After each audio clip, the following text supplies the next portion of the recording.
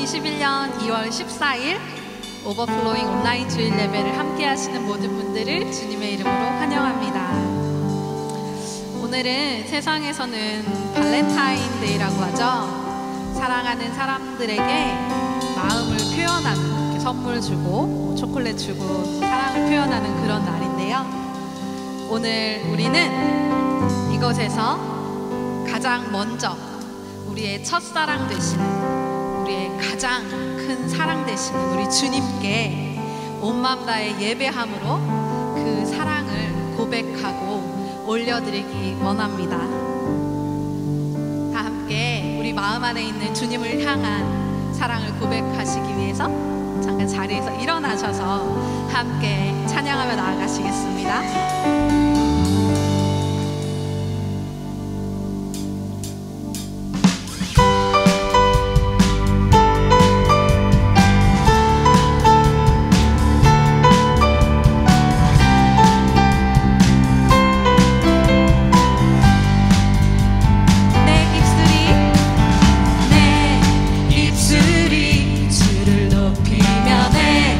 호흡이 주를 섬기니 무엇이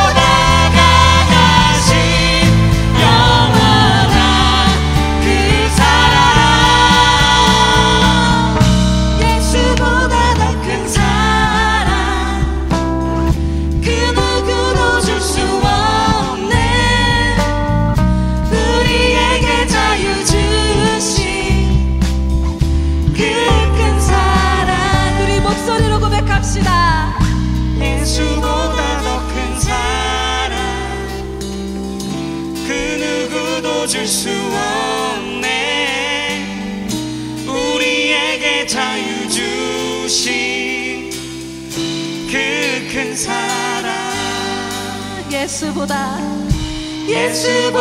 더 큰 사랑, 그 누구도 줄 수 없네. 우리에게 자유 주신 그 큰 사랑.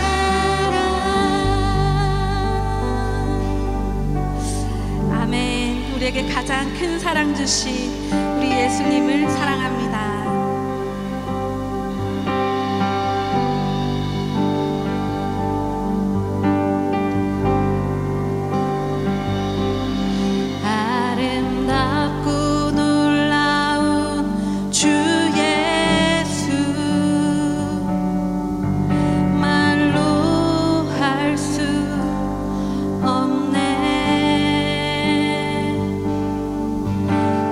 증량할 수 없는 위엄,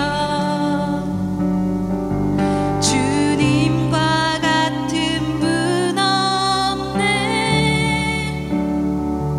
한없는 그 지혜와 사랑, 그 누구도 다 알 수 없네. 아름답고 놀라운 주 예수, 보좌에 앉으셨네.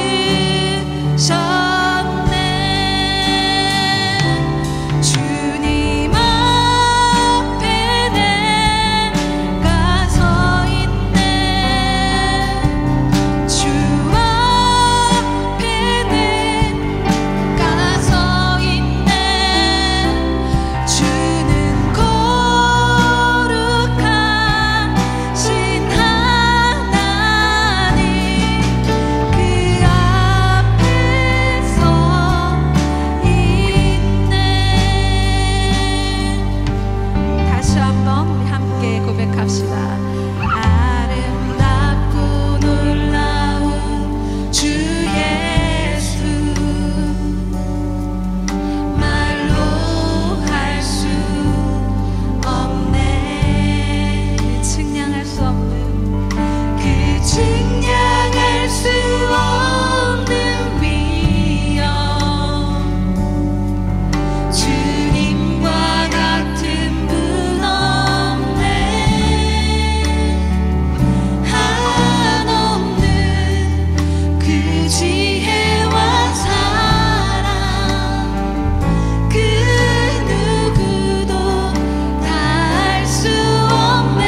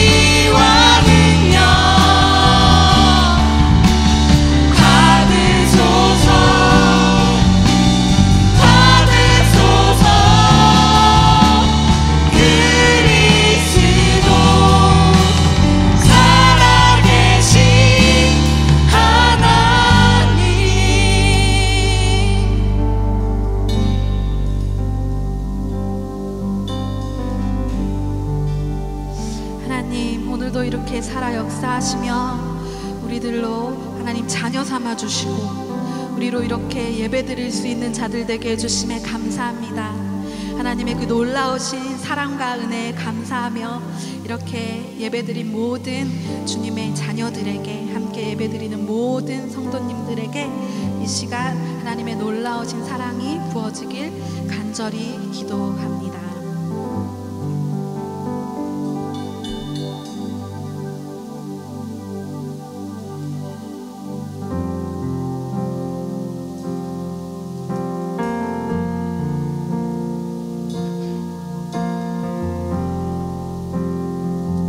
지금은 준비하신 예물을 하나님께 올려드리는 시간입니다.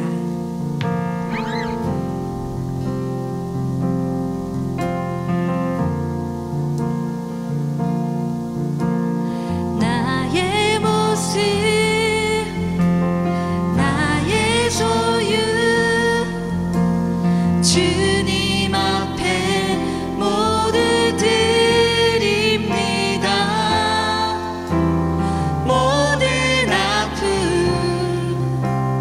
모든 기쁨, 내 모든 눈물 받아주소서.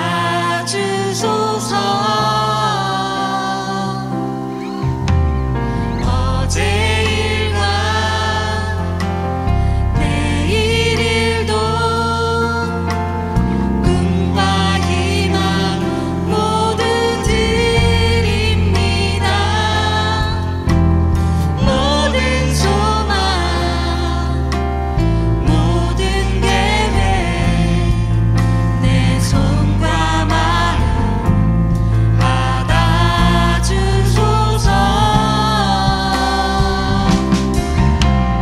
나의 생명을 드리니 주 영광 위하여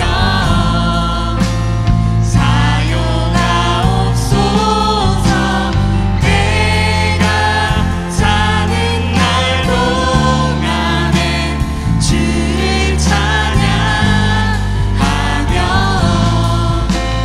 기쁨의 제물 되리. 나를 받아주소서.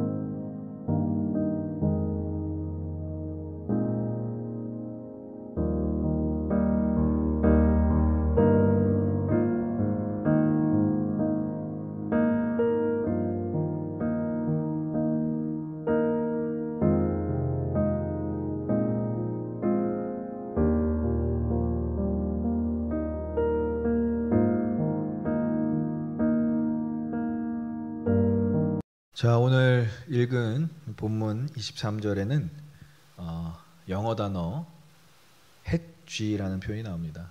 사실 이 단어가 이제 하나님이 둘러싸고 있다라는 표현으로 이렇게 영어 단어를 쓰고 있는데요. 이 하나님이 둘러싸고 있다라는 이 표현, 이 hedge라는 표현이 NIV 성경과 ESV 성경에 hedged in이라고 나와서 하나님이 울타리가 되신다. 이 hedge의 이 단어의 뜻은 울타리라는 표현도 있고요. 또 요즘에 이제 금융 쪽에 이 단어가 많이 쓰이고 있는데요. 금융 리스크에 대한 방책, 그리고 피해를 막기 위한 대비책이라는 의미로 쓰여지고 있는데, 원래 이 단어의 의미는 울타리라는 명사입니다. 그래서 하나님이 둘러싸고 있다, 이 단어, 이 표현을 할 때 hedged in을 써서 하나님이 울타리처럼 우리를 둘러싸고 있다. 많은 사람들이 요즘같이 안전하지 못하고 요즘같이 불안한 시기에는 뭔가 방책, 대비책, 그리고 자신들만의 울타리를 치는 것이 정말 어떻게 보면은 그런 것이 당연한 건데, 우리는 하나님을 믿는 성도는 하나님 그분 자체가 우리에게 울타리가 되심을 믿어야 할 줄 믿습니다.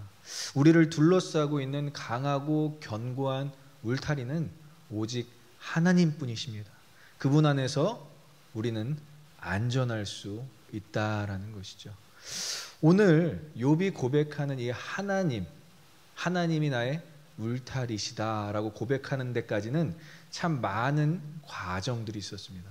하지만 구약 시대에서 어떻게 욥이 하나님이 자신의 울타리다, 하나님은 나를 둘러싸고 있다라고 고백할 수 있을 정도로 욥이 그렇게 신앙이 뛰어나게 됐는지 우리 한번 본문을 통해서 자세하게 알아보도록 하겠습니다. 먼저 우리가 하나님이 욥에게 허락하신 고난에 대해서 좀 살펴볼 필요가 있습니다. 1장과 2장에서 자세하게 나와 있는데요.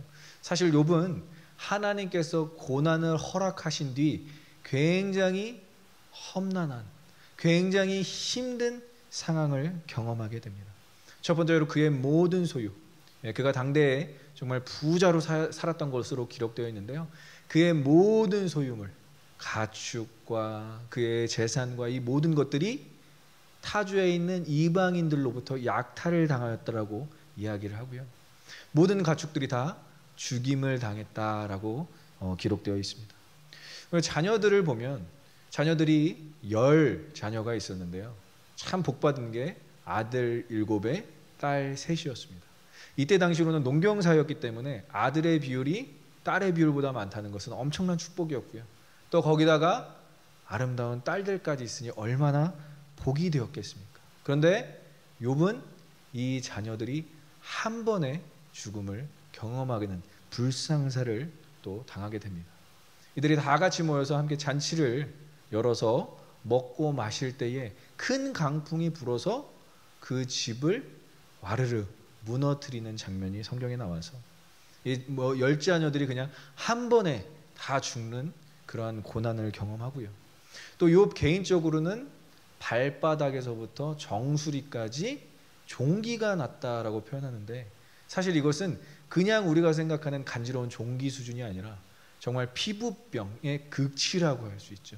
나병 환자 정도의 그런 엄청난 그런 간지러운 그 종기가 온몸을 덮쳐서 육신의 고통을 당하였다라고 하고, 또 그것도 모자라 욥의 아내가 욥에게 이야기합니다.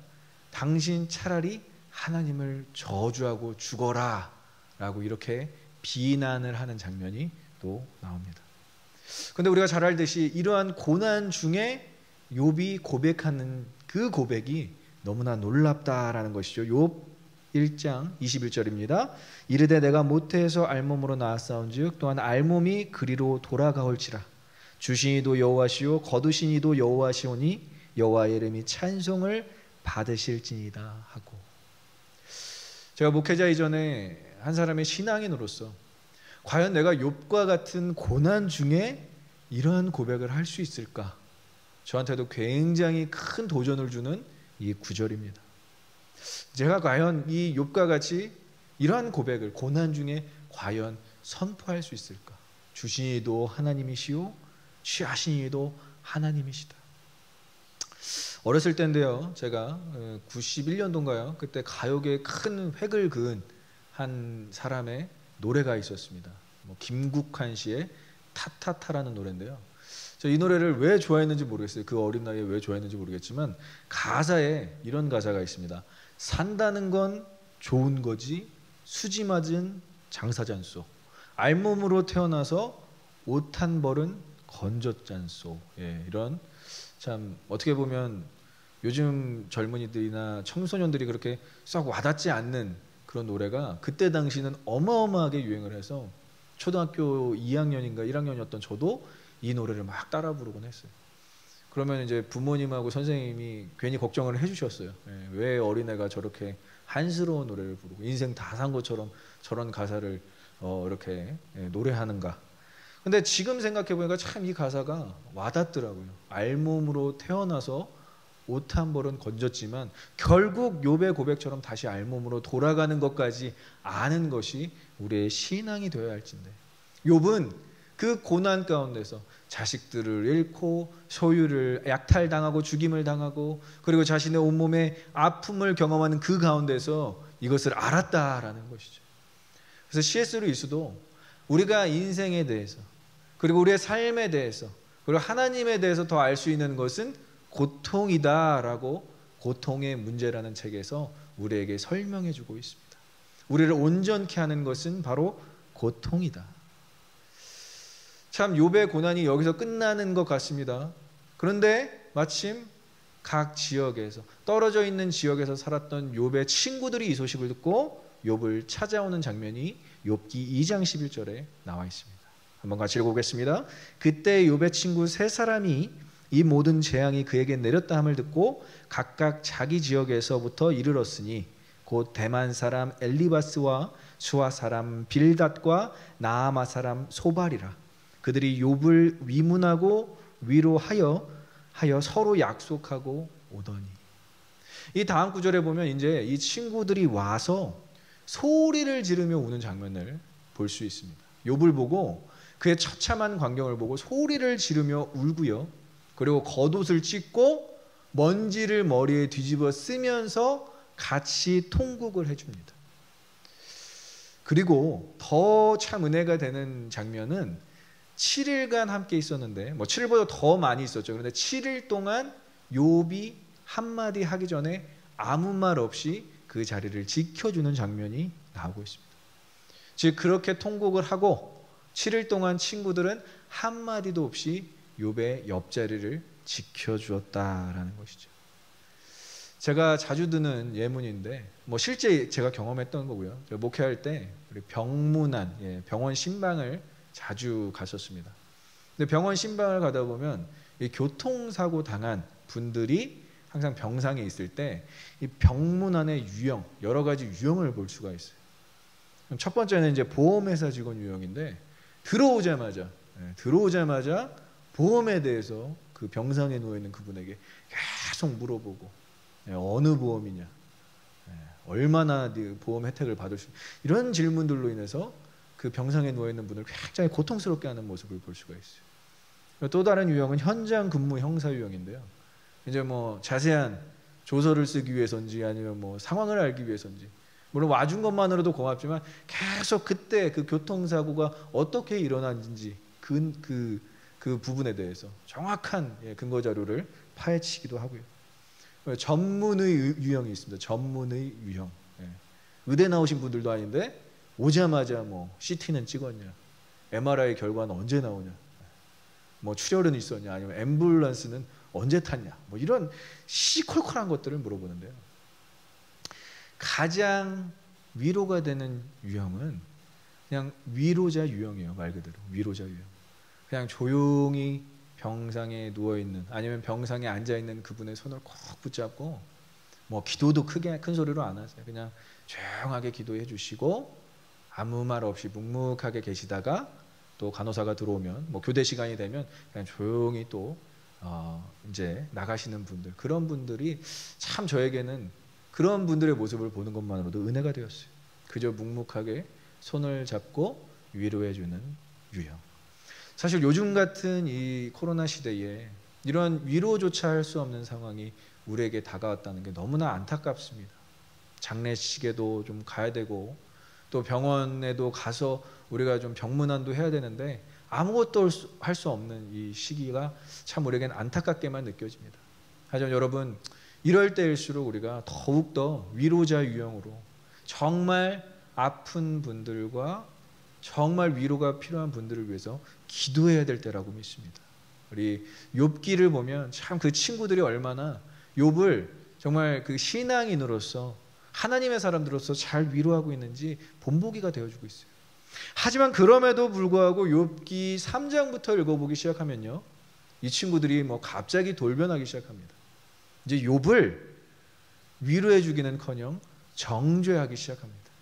이제 욥이 고백하는 그 모든 고백에 그 정죄를 하기 시작하고요, 마치 인과응보로 인해서 욥은 죄의 결과를 당하고 있다라고 정말 3장부터 한 40장에 이르기까지 이 친구들이 계속 욥을 정죄하는데요.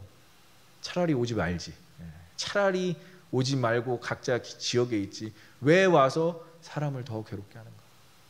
근데 우리가 욥기를 보면서 참 더 많은 걸 느낄 수 있는 것은 우리의 유일한 위로자는 그래서 하나님밖에 없구나라는 것을 철저하게 깨닫는다는 거예요.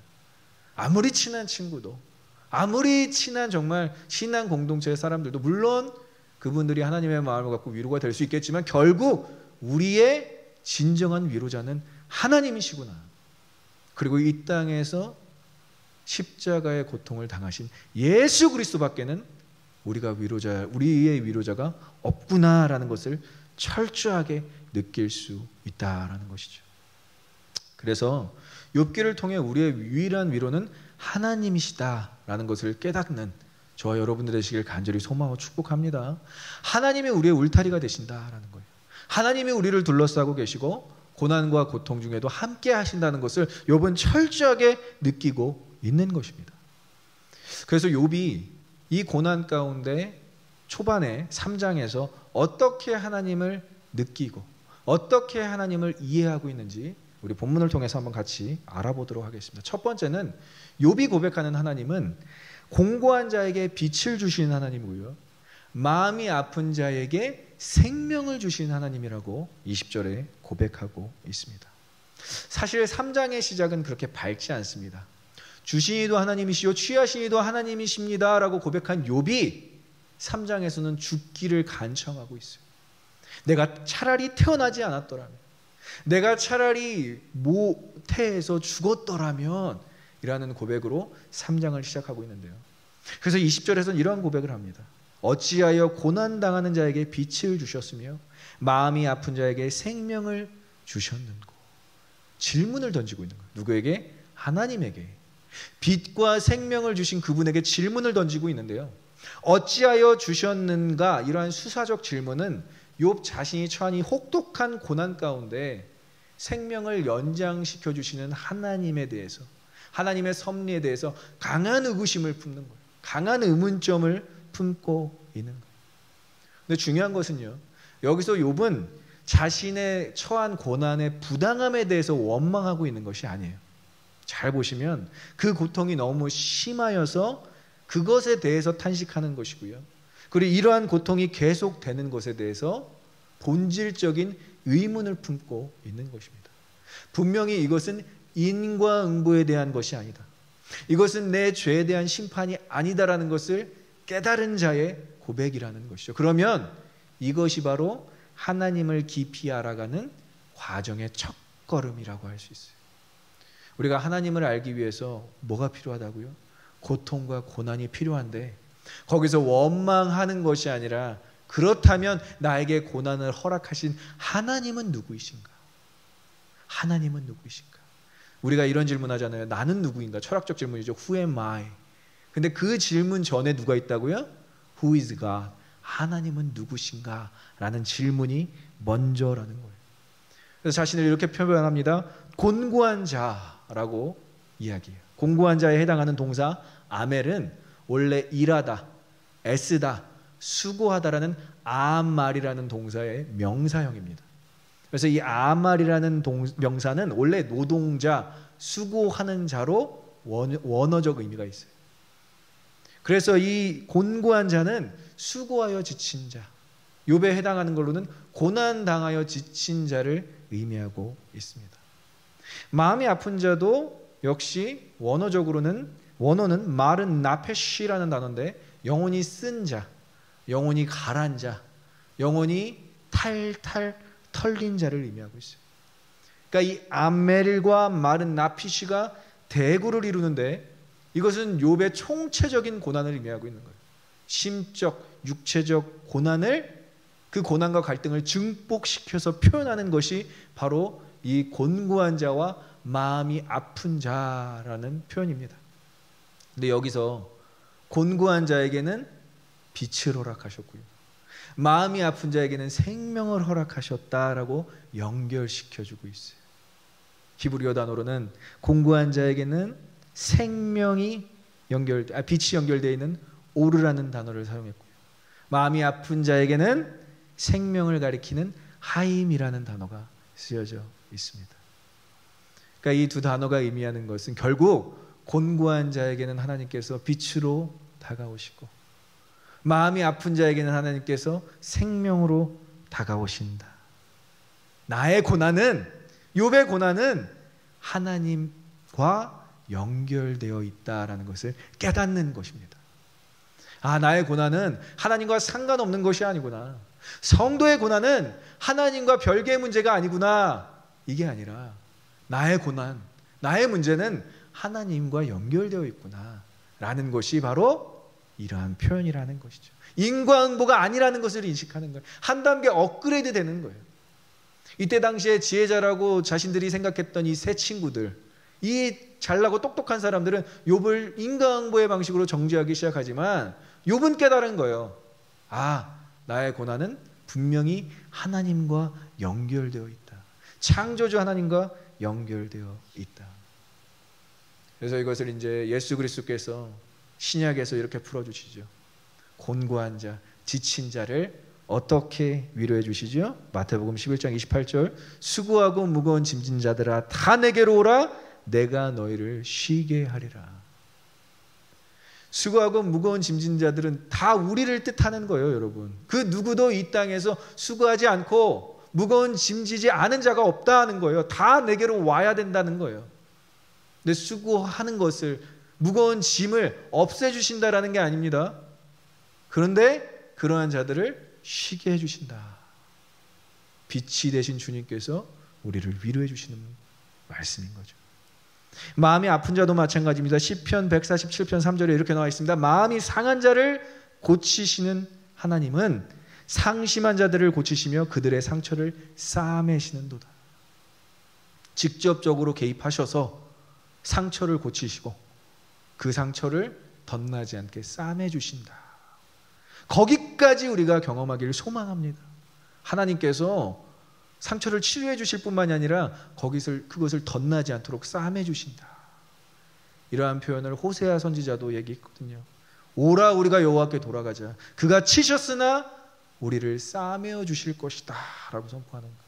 다윗도 마찬가지예요. 그의 치심이 결국 우리를 회복시키시고 낫게 하시고 싸매어 주신다까지, 거기까지 도달해야 된다라는 것이죠. 욥의 의문은 이미 예수 그리스도 오심으로부터 다 우리에게 해답으로 주어졌다라는 것에 감사하시는 저와 여러분들이 되시길 소망합니다. 그래서 수고하고 무거울 때마다 주님께로 다가가시고요. 그리고 진정한 쉼을 얻으시고요. 마음이 아플 때마다 하나님의 치료하심과 싸매어 주심을 경험하는 저와 여러분들의 시길 간절히 소망하고 축복합니다.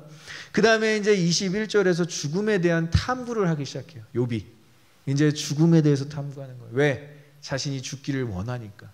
욥이 얼마나 간절히 죽기를 소원하였냐면요, 이렇게 표현하고 있어요. 마치 내가 죽기를 원하는 것은 숨긴 보화를 찾음과 같다. 한번 21절을 읽어보겠습니다. 이러한 자는 죽기를 바라도 오지 아니하니 땅을 파고 숨긴 보배를 찾음보다 죽음을 구하는 것을 더하다가. 고대 근동의 매장 습관에 대해서 이제 여러분들이 알 필요가 있는데, 당시 귀족들 그리고 왕이 죽었을 때 그 지하 세계에서도 영원히 부귀영화를 누리라고 그 무덤 안에다가 금은 보화를 잔뜩 실어놨어요. 그래서 이것을 안 도굴꾼들이 이것을 찾아다니기 위해서, 이때는 뭐 중장비도 없고요, 뭐 경도와 위도를 체크업할 수 있는 것도 없지만 최선을 다해서 땅을 파면서 찾아다녔다라는 거예요. 예, 그러한 관련된 영화들이 있지 않습니까? 현대사회에서도 뭐 툼레이더나 뭐 인디아나 존스 같은 영화들이 이렇게 도굴꾼들이 막 그 보물을 찾기 위해서, 그 왕들과 귀족들의 보물을 찾기 위해서 엄청난 수고를 하는데요. 이 수고, 이렇게 금은 보화를 찾기 위한 노력이 자신이 죽기를 원하는 노력과 같다라는 것을 표현하고 있는 것입니다. 욥이 죽음을 구하는 것과 도굴꾼들이 숨은 금은 보화를 찾기 위한 그 유사성을 형성하여서요, 독자들에게 욥이 얼마나 죽음을 구하고 있었는 것을 표현해주고 있는 것입니다.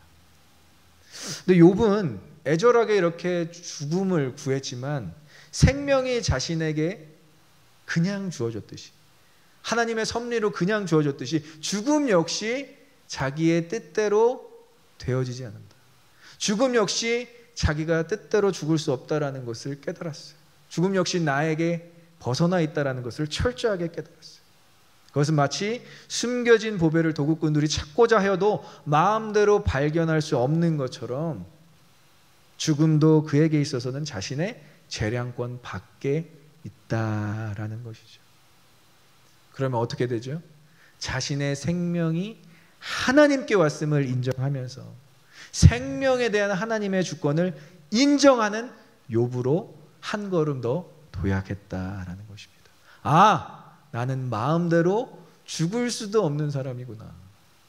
어떻게 보면 굉장히 슬프잖아요. 슬프게 들리지만 욥은 하나님이 생명의 주인이라는 것을 철저하게 깨달았다는 거예요. 언제? 고통 가운데. 그러니까 신앙이 성장할 수밖에 없는 상황을 하나님께서 허락해 주셨다라는 거예요. 나는 내 생명을 마음대로 할 수 없는 존재이구나. 내가 죽고 싶어도 나의 생명을 끝까지 보존하시는 하나님이 계시구나. 죽음을 갈망하는 것은 도굴꾼들이 정말 허망하게 보석을 찾는, 허망하게 금은보화를 찾는 것과 똑같다라고 하면서, 그것은 탐욕이잖아요, 그죠? 물론 죽음을 바라는 것이 탐욕은 아니지만 도굴꾼들이 그 금은보화를 찾는 것은 탐욕이잖아요. 그럼 욥이 어느 정도까지 지혜에 올랐을까요? 야고보서 1장 15절, 욕심이 잉태한즉 죄를 낳고 죄가 장성한즉 사망을 낳느니라.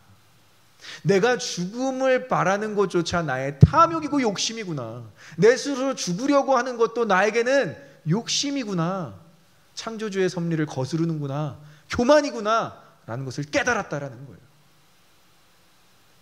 많은 젊은 사람들이 요즘에 삼포시대 다 포기하고 살면서 정말 마지막 순간에는 정말 해야 되지 말아야 될 결정을 하는, 거기까지 이르게 돼요. 너무 안타까운 것은 그들의 생명을 그들의 마음대로 끊어낼 수 있다라는 것, 그 생각 자체가 저는 너무 무섭다라는 것. 그것도 정말 고통 중에, 고난 중에, 정말 심각한 고통과 고난 중에 있는 청년들이 아니라 그래도 어느 정도 먹고 살만한, 잘 나가는 연예인, 대형 기획사 소속 아이돌, 이런 사람들이 자신의 목숨을 그냥 끊어내는 모습들을 보면서 너무 안타깝다라는 생각을 합니다. 그들이 하나님을 알았다라면, 생명의 주인이신 하나님을 알았다라면, 생명을 붙잡고 계신 하나님을 알았다라면 그 섭리를 거스르지 않았을 텐데 라는 생각을 하게 되는 것이죠. 그래서 22절에 무덤을 찾아 얻으면 심히 기뻐하고 즐거워하나니, 이 도굴꾼들은 이제 무덤을 찾아서 보석과 자신들이 원했던 금은보화를 찾으면 심히 기뻐한대요. 그런데 이것은 욥이 잘못 알고 있는 것이죠. 과연 우리가 스스로 죽음에 이른다고 해서 심히 기뻐할 수 있겠습니까? 이러한 표현은 궁극적으로 욥이 우연이라도 자기에게 죽음이 임하기를 바라지만 그 바람조차 헛되다라는 것을 아는 장면이에요. 아, 내가 이만큼 이 도굴꾼들처럼 헛된 것을 구하고 있었구나. 그러한 시적 표현인 것입니다. 사도 바울도 로마서 7장 24절에 이렇게 얘기합니다. 오라, 나는 곤고한 사람이로다. 누가 이 사망의 몸에서 나를 건져내랴. 자신이 얼마나 죄인인지 율법에 비추어 봤을 때 다 알았지만 오직 예수 그리스도의 십자가로 인해서 자신이 구원받았다라는 것을 언제 깨달았냐? 내가 사망의 몸에서 나를 건져낼 분은 하나님밖에 없구나. 그러한 사람들의 고백인 거예요. 나는 죽을 수밖에 없는 존재이지만 하나님이 나를 살리셨구나. 죽음에 대한 간절한 묵상이 하나님에게 있는 생명을 발견하게 되는 거예요. 우리에게 생기를 주시는 루학, 하나님의 생기를 주신 그분을 발견하면 어떻게 되냐? 죽음에 대한 두려움까지 초월하게 되는 거예요. 사나 죽으나 주를 위해 사는 것이 되는 것입니다. 사도 바울처럼, 욥처럼 죽음을 초월한 신앙을 갖게 되는 것, 그것이 우리가 지향해야 될 신앙이 될 줄 믿습니다. 죽음이 왜 두렵나요? 우리가 죽음이 두려운 건 가진 게 많으면 죽음이 두렵겠죠. 이 세상에서 가진 게 많으면 두렵지만 욥은 보세요. 가진 게 하나도 없어요. 가진 게 하나도 없어요. 가진 게 하나도 없으니까 죽음조차 그의 삶에 두려움이 되지 않는 그 상태에서 하나님이 생명의 주인이라는 것을 깨닫게 되는 거예요. 여러분들이 하나님이 생명의 주인이라는 것을 깨닫는 순간이 언제라고요? 죽음이 두렵지 않을 때, 나의 생명을 주관하시는 하나님을 바라볼 때 우리가 죽음조차 두려워하지 않는 초월적인 죽음을 초월한 신앙을 갖게 될 줄 믿습니다. 여러분들도 이런 신앙의 진보를 이뤄내시길 간절히 소망하고 축원합니다. 마지막으로 23절에 서두에 얘기했던 것처럼 욥은 그래서 생명의 주이신 하나님께서 나를 둘러싸고 있구나라는 표현을 하게 돼요. 23절에 보면 이렇게 표현합니다. 하나님에게 둘러싸여 길이 아득한 사람에게 어찌하여 빛을 주셨는가. 본문 3장에서 하나님이 자신의 울타리가 된다라는 것을 정확하게 깨닫고 있어요. 물론 욥기는 끝까지 읽어야 됩니다, 여러분. 여기서 끝이 아니에요. 계속 욥은 질문을 던지고 있어요. 왜 하나님께서 자신을 울타리에 가둬놓고 자신의 생명을 부지하면서 이렇게 계속 빛으로 나를 맞아주시는가? 그 의문점에 도달했다면 더 나아가서 이제 하나님을 귀로만 듣는 것이 아니라 보는 데까지 이르게 되는 욥의 모습을 볼 수가 있어요. 결국 생명이 하나님으로부터 보호받고요, 죽으려고 해도 죽을 수 없는 현실의 마지막을 욥은 이렇게 고백하고 있어요. 왜 나를 둘러싸시며 나에게 계속 빛을 주시는 거. 그래서 하나님께 둘러싸이다라는 표현이 해취드라는 표현. 해취드. 하나님은 울타리를 치셨다. 내 주변에 하나님은 울타리를 치셨다라는 의미인 것입니다. 그런데 놀라운 것은 이렇게 하나님께 둘러싸여 있는 욥도 뭐라고 23절에 표현하죠? 길이 막혔대요. 하나님께 둘러싸여 있는 하나님이 울타리인 욥도 길이 아득하대요. 그러니까 형통하고 안 하고 고난이 있고 없고가 중요한 게 아니라 하나님께 둘러싸여 있느냐 안 쌓여 있느냐가 중요한 것입니다. 우리는 하나님께 둘러싸여 있으면 모든 게 다 잘 되고 하나님께서 다 들어주시고 다 행복하고 이렇게 이럴 줄 아시잖아요. 아니요. 욥도 하나님이 둘러싸고 계시지만 고난이 있다니까요. 그런데 욥은 이제 고난이 있고 없고가 중요한 게 아니라 하나님이 나를 둘러싸고 있는구나라는 것을 발견했다라는 것입니다. 여러분들 삶 가운데서 뭐가 중요하십니까? 고난이 있고 없고 만사 형통하고 안 하고가 아니라 하나님이 우리를 둘러싸고 있는 것이 우리에게 인식이 돼야 되고 하나님이 우리를 둘러싸고 있는 것에 감사와 찬양이 선포되어야 될 줄 믿습니다. 하나님이 나를 둘러싸고 계시는구나. 그거를 느끼는 우리의 삶이 되어야 한다는 거예요. 예전에 대학부에 만났던 친구가 몇 년이 지나고 제가 대학부 사역을 그만두고 몇 년이 지나고 그 친구가 저한테 이런 얘기를 해줬어요. 그때 전도사님이었는데 전도사님 제가 참 그때 전도사님께서 얼마나 울타리 같은 역할을 해주셨는지 참 많이 깨달았습니다 라고 하더라고요. 처음에 저는 그 말이 그렇게 썩 이렇게 칭찬으로 받아들여지지 않았어요. 뭐 울타리, 뭐 좋은 뭐 목회자, 뭐 아니면 사랑이 많은 목회, 뭐 이런 표현이 아니라 그냥 울타리, 뭐 작게 생각했어요. 근데 그 뒤에 이렇게 하는 말이 항상 울타리처럼 공동체를 지켜주시고 외부의 또 적으로부터, 그때 당시는 그들이 생각했던 적은 교회 어른들이었거든요. 그런 어른들과 좀 이렇게 대신 싸워주시고, 가장 중요한 것은 그 울타리 안에 있는 자신들을 지켜주시고 믿어주셨다라는 표현을 하면서 참 그 울타리에 대한 감사함을 표현하고 있어서 사실 이것이 최고의 칭찬이 아닐까라는 생각을 해왔습니다. 그렇구나. 나는 울타리 같은 역할을 그래도 감당했구나. 욥이 고백하는 것이 바로 그거예요. 하나님이 왜 길이 막힌 나를 둘러싸고 있는가? 근데 그것도 모자라서 왜 나에게 빛을 비춰 주시는가? 욥은 의문문으로 끝나지만 신약 시대를 살아가는 우리에게는 분명하게 이것에 대한 답이 있습니다. 요한복음 8장 12절입니다. 길이 막혀도 우리에게 계속 빛을 주시는 이유는 예수께서 또 말씀하여 이르시되 나는 세상의 빛이니 나를 따르는 자는 어둠에 다니지 아니하고 생명의 빛을 얻으리라. 믿으십니까? 하나님께서 생명의 빛을 주시기 위해서 빛이신 예수 그리스도를 우리에게 주셨다라는 것. 우리를 둘러싸서 꽁꽁 묶어 놓으시고 길을 다 막아 놓고 어떻게 사나 그렇게 방관하시는 것이 아니라 생명의 빛을 우리에게 주셨는데, 그 빛이 이 땅에서의 생명으로 끝나는 것이 아니라 영원한 생명을 의미한다라는 거예요. 그러니까 욥은 그 울타리 안에서 빛을 계속 봤는데 무엇을 생각했을까? 아, 이 땅의 삶이 다가 아니구나. 영원한 생명이 있구나. 그럼 이 생명의 주인은 이 땅에서의 생명의 주인뿐만이 아니라 영원한 생명의 주인이시구나 라는 것을 깨닫는 장면이라는 거예요. 우리도 하나님께 이러한 질문을 드릴 수 있어야 돼요. 하나님, 왜 나를 붙잡고 안 놔주십니까? 왜?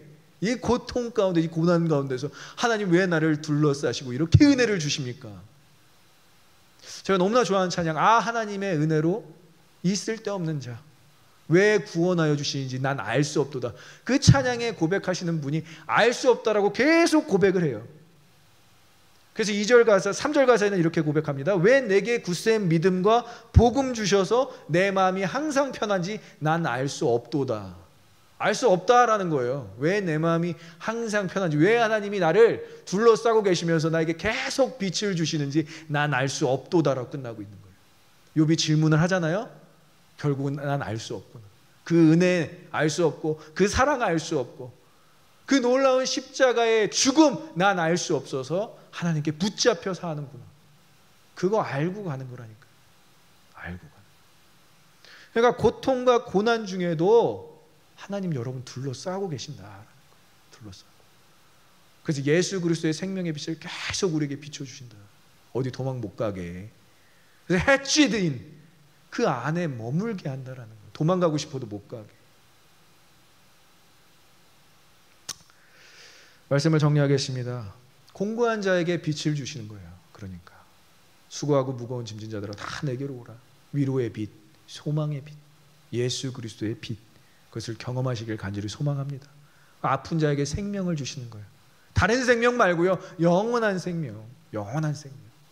그냥 생명 아니라 루학, 하나님의 생기를 불어 넣어 주신다라는 거. 두 번째는 죽고 싶다라는 것은 간절히 살고 싶다라는 표현입니다. 여러분 꼭 기억하세요. 우리는 살아도 주를 위해 살고 죽어도 주를 위해 사는 자들입니다. 죽음을 초월한 자들, 생명의 가치를 초월한 자들, 하나님 안에 있는 자들, 그렇게 살아내시는 저와 여러분들 되시길 간절히 소망합니다. 마지막으로 하나님이 우리를 둘러싸시는 이유가 뭐라고요? 길을 막고 하나님이 우리를 둘러싸시는 이유는 우리가 예수 그리스도만 붙잡게 하기 위해서, 영원한 생명 대신 예수 그리스도만 붙잡게 하기 위해서, 이 땅에서 영원한 생명을 보장해 주시기 위해서 우리를 둘러싸고 계신다. 다른 영어 성경에는 surrounded라고 표현되어 있어요. surrounded. 하나님이 우리를 둘러싸시고, 다른 그 또 다른 영어 성경에는 뭐 hatched in, 하나님이 우리의 울타리처럼 둘러싸신다. 욥은 왜 둘러싸십니까? 고백하지만 우리는 알잖아요. 예수 그리스도를 믿게 하기 위해서, 그 복음을 우리에게 심기기 위해서. 다 알 수 없어도, 죽을 때까지 깨닫지 못해도 하나님은 우리의 울타리 되심을 믿습니다. 여러분들 너무 사랑하셔서, 욥과 같이 사랑하셔서 우리를 둘러싸고 계신 그 하나님을 오늘 경험하시는 저와 여러분들 되시길 간절히 소망하고 축복합니다. 그리고 23절에 고백했던 것처럼 이유는 모르겠지만 계속 하나님 우리를 빛을 비춰주실 거예요. 이게 생명이다, 이게 진리다, 이게 너희들에게 필요한 것이다. 언제까지? 우리가 천국에 들어갈 때까지 그 빛을 계속 비춰주실 줄 믿습니다. 그 울타리 안에서 자유와 평안과 기쁨과 환희를 누리시는 저와 여러분들 되시길 간절히 소망하고 축복합니다.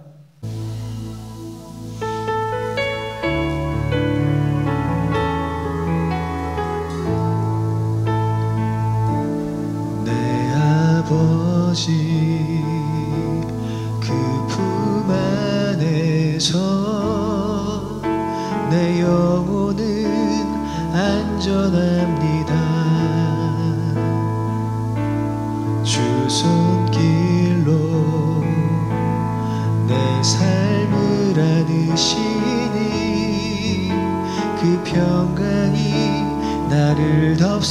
믿습니다. 내 아버지 그 품 안에서 내 아버지 그 품 안에서 내 영혼은 안전합니다. 주 손길로 내 삶을 안으시니 내 삶을 안으시니 그 평강이 나를 덮습니다. 나 비록 넘어지면 흔들리지만 주 내 안에 거하며 나를 붙드시니 내 생각을 주께로 돌리고 주시는 평강의 옷을 입습니다.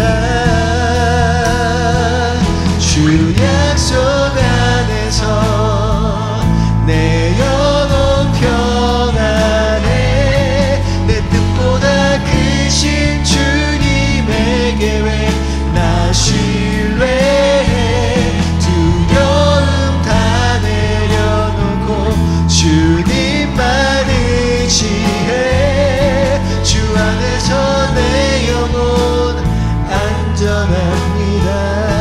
다시 한번 고백합니다. 내 아버지 그 품 안에서 우리의 영혼은 안전함을 누리고요. 안전합니다. 주 손길로 오늘도 우리를 안아주시며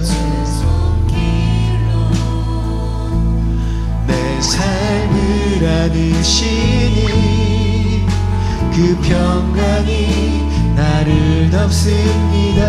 나 비록 넘어지면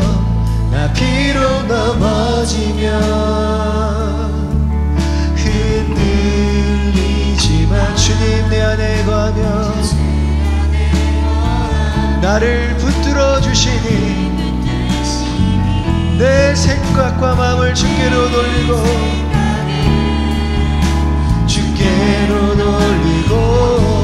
주시는 평강의 옷을 입습니다.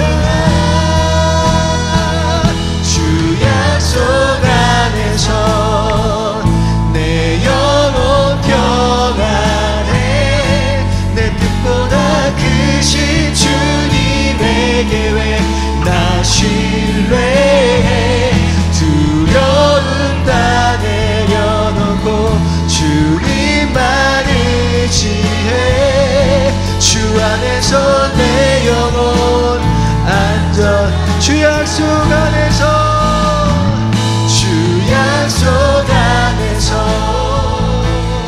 영혼 평안해 크신 주님의 계획 나 신뢰해 두려움 다 내려놓고 주님만 의지해 주 안에서 내 영혼 안전 다시 한번 고백합니다. 주 약속 안에서 내 영혼 평안해 내 뜻보다 크신 주님의 계획 나 신뢰해 두려움 다 내려놓고 주님만 의지해 주 안에서 내 영혼 안전합니다. 주 약속 안에서 내 영혼 평안해 내 뜻보다 크신 주님의 계획 나 신뢰해 두려움 다 내려놓고 주님만 의지해 주 안에서 내 영혼 안전합니다. 내가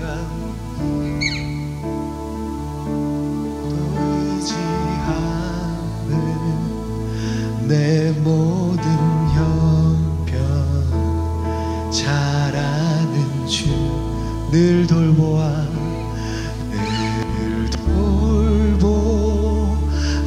주실 것을 나는 우리 믿음으로 선포하며 고백합니다. 내가 믿고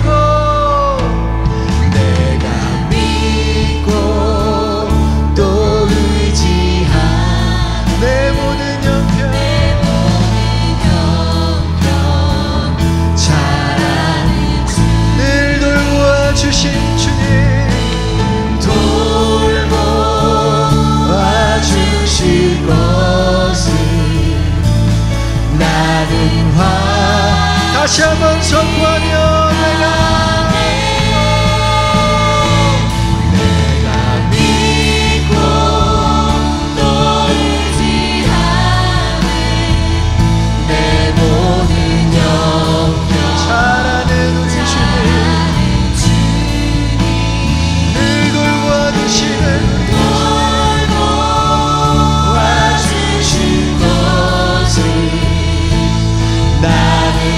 다시 한번 우리 확신하며 고백합니다.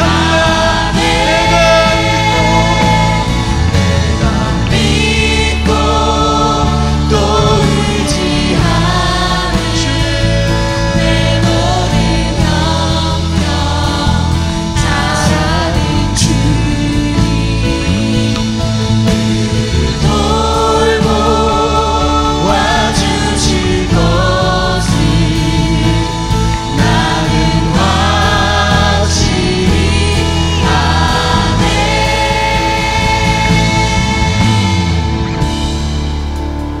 시합도 모르는 우리의 인생에서 우리가 걸어가는 그 길조차 어떠한 길인지 모르는 우리의 삶 가운데서 주님은 오늘도 우리를 붙잡고 인도하고 계신 줄 믿습니다. 주님의 사랑이 얼마나 놀라운지 욥이 고백했던 것처럼 하나님이 나를 둘러싸고 계십니다. 하나님이 나의 울타리 되십니다. 길이 막혀 있어도 만사형통하지 않아도 우리의 삶에 실패가 보여도 하나님은 나를 여전히 둘러싸고 계신 줄 믿습니다. 그 둘러싸고 계신 주님 때문에 우리는 행복합니다. 감사합니다. 우리의 삶 가운데서 찬양이 넘쳐납니다. 상황 보지 않고 하나님 보게 하여 주시옵소서. 성공하려 들지 않고 하나님께서 주시는 평안 맛보게 하여 주시옵소서. 주님의 사랑이 우리의 삶 가운데 온전히 들어와 우리의 삶의 모든 것이 새롭게 변화될 줄 믿습니다. 오늘도 이 예배 가운데 우리와 함께하여 주셔서 이 세상이 줄 수 없는 놀라운 평안과 은혜로 우리의 삶을 채워 주시옵소서. 그것이 우리가 바라는 한 가지 하나님의 사랑입니다. 이제는 우리 주 예수 그리스도의 은혜와 하나님의 크신 사랑과 성령님의 감화 감동 교통 충만케 하시니 세상 만물 변하고 우리의 앞이 보이지 않아도 하나님은 여전히 우리를 둘러싸고 계십니다. 감사합니다. 찬양합니다. 영광 돌립니다. 결단하며 나아가는 모든 오버플로잉 교회 성도들 머리 위에 이제로부터 영원히 함께 하시기를 간절히 축원하옵나이다. 아멘.